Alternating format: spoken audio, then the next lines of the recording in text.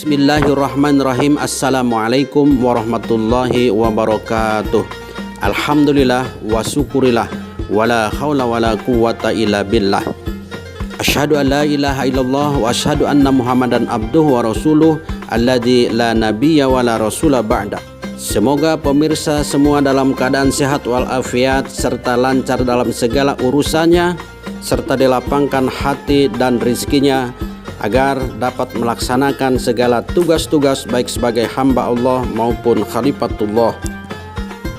Pemirsa yang dirahmati Allah Subhanahu wa taala, adapun pembahasan kita kali ini adalah Dinul Islam. Namun sebelum memasuki kepada pembahasan tersebut, terlebih dahulu kami memohon dukungan dengan subscribe, like, serta komennya, dan jangan lupa untuk tetap menyalakan tombol loncengnya agar tidak ketinggalan pembahasan dan update dari channel peradaban ini.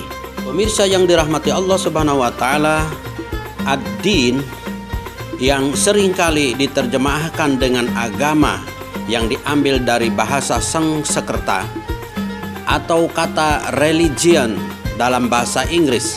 Akan tetapi definisi dari dua kata tersebut belum memenuhi pengertian kata ad-din dalam bahasa Arab. Ustadz Kiai Haji Munawar Khalil mengatakan, kata ad-din itu masdar dari kata kerja dana yadinu. Menurut lughat, kata din itu mempunyai arti bermacam-macam, antara lain cara atau adat kebiasaan, peraturan, undang-undang, taat dan patuh, menunggalkan ketuhanan, pembalasan, perhitungan, hari kiamat, nasihat, serta agama. Abdul A'la Al-Maududi di dalam bukunya Al-Mabadi' Al-Islam mengelompokkan pengertian ad-din dalam 3 kelompok pengertian sebagaimana digunakan oleh Allah dalam Al-Quranul Karim, antara lain. Pertama adalah kehormatan, pemerintahan, negara, kemaharajaan, dan kekuasaan. Dalam surat Ali Imran ayat 19, Allah Subhanahu wa taala berfirman, "Inna dina indallahil Islam." Sesungguhnya din yang diridhoi di sisi Allah hanyalah Islam. Dan di ayat ke-85-nya Allah Subhanahu wa taala berfirman, "Wa may yabtaghi ghairal islam dinan fala yuqbala min wa huwa fil akhirati minal khasirin." Dan barang siapa mencari ad-din selain Islam, maka sekali-kali tidaklah akan diterima daripadanya, dan di akhirat termasuk orang-orang yang merugi. Yang kedua, berbeda dengan arti yang pertama. Ad-din berarti ketundukan, kepatuhan, perbudakan, penghambaan, dan penyerahan. Dalam surat Al-Bayyinah ayat 5 Allah Subhanahu wa taala berfirman, "Wa ma umiru illa liya'budullaha mukhlisina lahuddin." Padahal mereka tidak disuruh kecuali supaya menyembah Allah dengan memurnikan ketaatan kepadanya dalam menjalankan ad-din dengan lurus. Sedangkan yang ketiga, ad-din berarti memperhitungkan, mengadili, memberi ganjaran dan hukuman atas perbuatan setiap manusia, sebagaimana firman Allah Subhanahu wa taala dalam surat Al-Fatihah ayat 4, "Maliki yaumiddin," yang menguasai hari ad-din atau pembalasan. Di dalam Al-Quran di samping kata ad-din juga terdapat kata al-millah yang memiliki pengertian yang sama. Bedanya, kata ad-din biasanya dinisbatkan dengan Allah seperti dinullah, dinul haqq. Sedangkan kata al-millah biasanya dinisbatkan dengan nabi seperti millah Ibrahim. Itulah sebagian di antara definisi ad-din sebagaimana yang tertera dalam Al-Quran.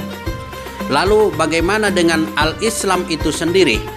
Secara etimologis, al-Islam berasal dari kata salima yang berarti selamat sentosa. Aslama yang berarti memelihara, menyerahkan diri, pasrah, tunduk dan patuh.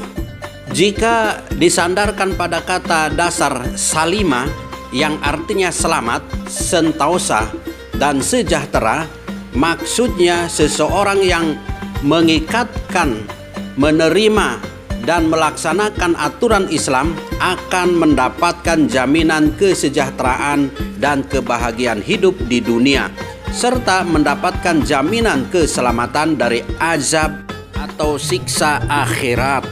Demikian pula bila disandarkan pada kata dasar aslama, maka seseorang yang memeluk Islam artinya dia menyerahkan diri secara totalitas kepada Allah Subhanahu wa taala. Bersedia untuk tunduk patuh terhadap seluruh ketentuan dan undang-undang Allah Subhanahu wa taala. Pada umumnya, nama-nama agama di dunia disandarkan pada nama pendirinya atau nama bangsa atau tempat.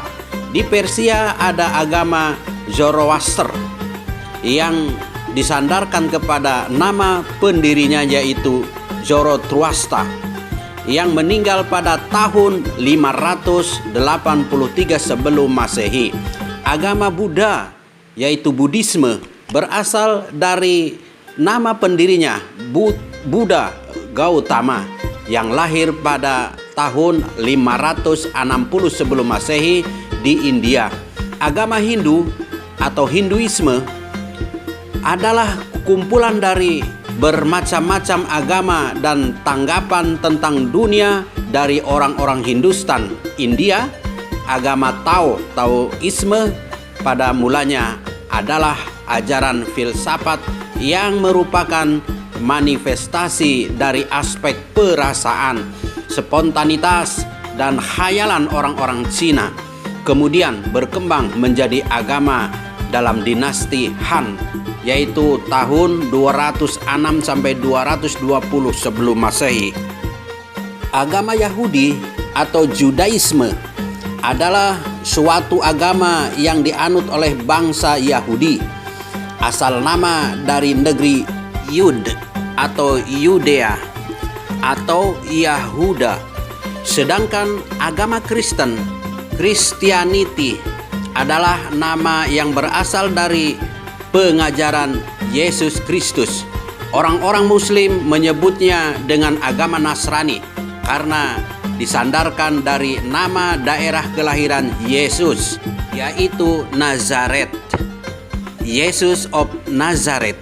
Kaum orientalis biasanya menyebutkan Islam dengan menggunakan istilah Muhammadanism atau Muhammadan. Penggunaan istilah ini tidak tepat dan mengandung kesalahan yang sangat fatal karena istilah tersebut mengandung arti pemujaan terhadap Muhammad atau setidak-tidaknya dapat diartikan dengan faham atau agama diciptakan oleh Muhammad. Dari sini menunjukkan bahwa Islam merupakan agama yang universal. Nama Islam itu sendiri merupakan pemberian langsung oleh Allah Subhanahu wa taala, Rabb semesta alam. Wallahu a'lamu bissawab. Assalamualaikum warahmatullahi wabarakatuh.